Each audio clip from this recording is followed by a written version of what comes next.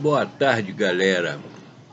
Hoje é o dia 1º de janeiro e me foi feita uma pergunta, né, que eu me pergunto todos os dias, né? O que você acha? Quem era Lampião? Aí essa figura fez essa pergunta na minha sessão de comentários, que eu acho que é a sessão de comentários mais inteligente do cangaço no YouTube, né? Porque não é uma sessão que fica puxando o saco, mas uma sessão que perguntam as perguntas difíceis.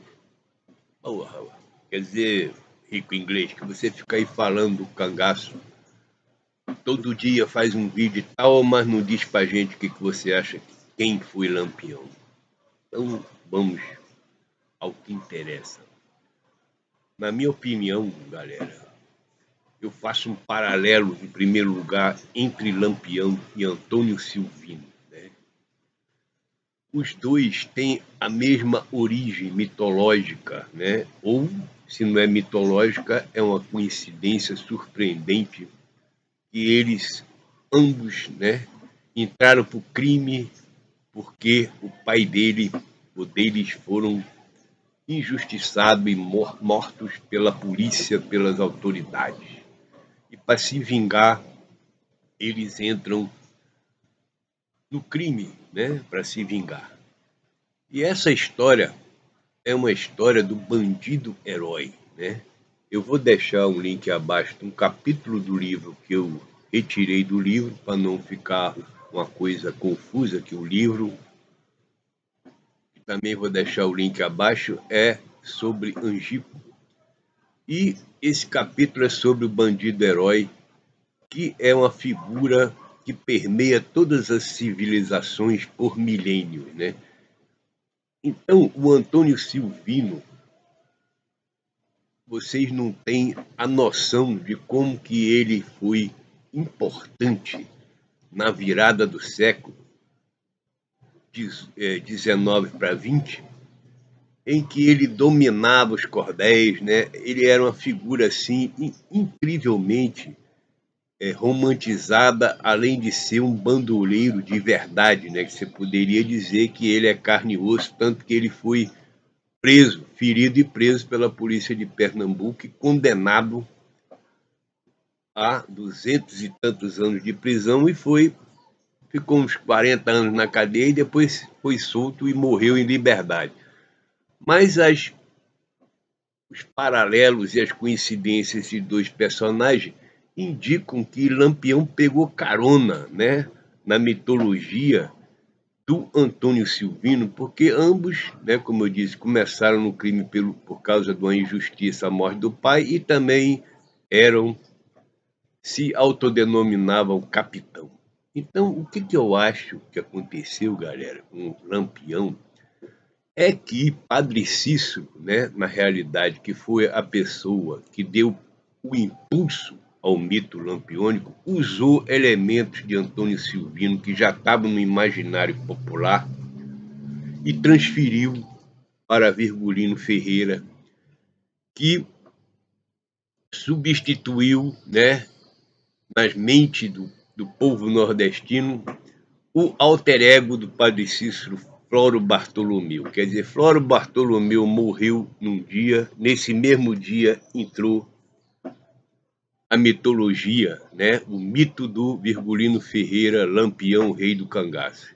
Aí você vai vendo como essas coincidências vão se juntando, né, galera? Aí você vai ver que, a partir do momento que o capitão Virgulino recebe a patente em Juazeiro do Norte, e, como eu já deixei aí, tem uma entrevista com o Padre Cícero nessa ocasião, em que ele diz que ele é protetor de Lampião e que Lampião vai abandonar o cangaço e vai virar uma pessoa de bem. A partir desse momento, Lampião começa a ingressar fortemente no imaginário popular, e a gente vê a invasão de Mossoró, a gente vê um Lampião onisciente, né? Está em todos os lugares.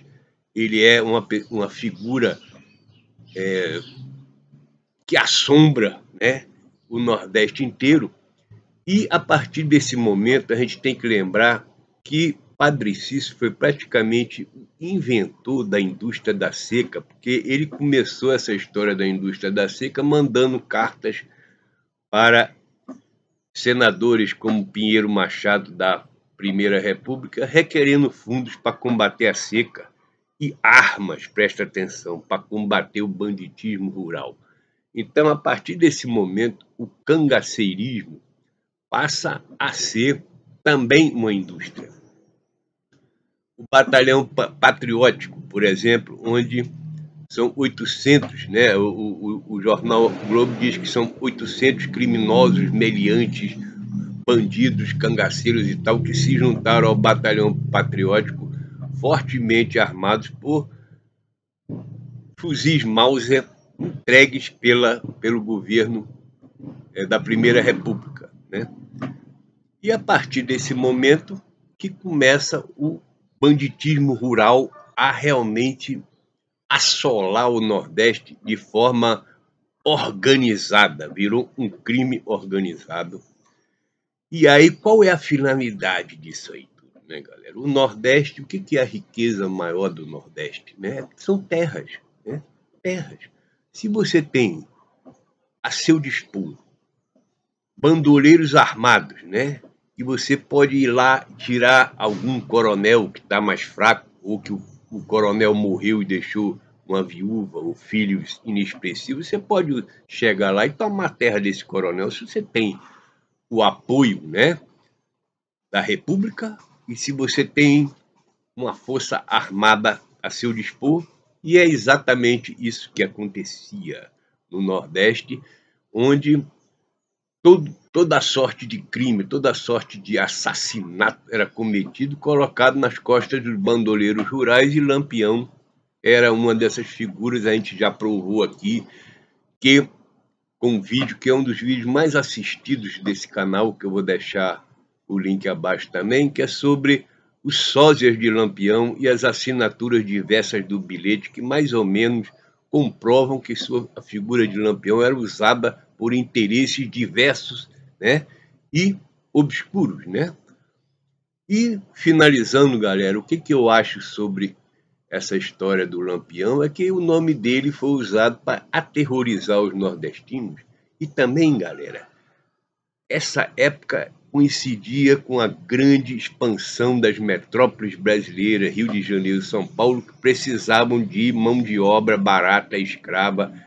Então, essa coisa de você desalojar o nordestino de suas terras através da indústria da seca e da indústria do banditismo rural criou uma massa de desesperados que fugiam para as grandes cidades para fazer o quê?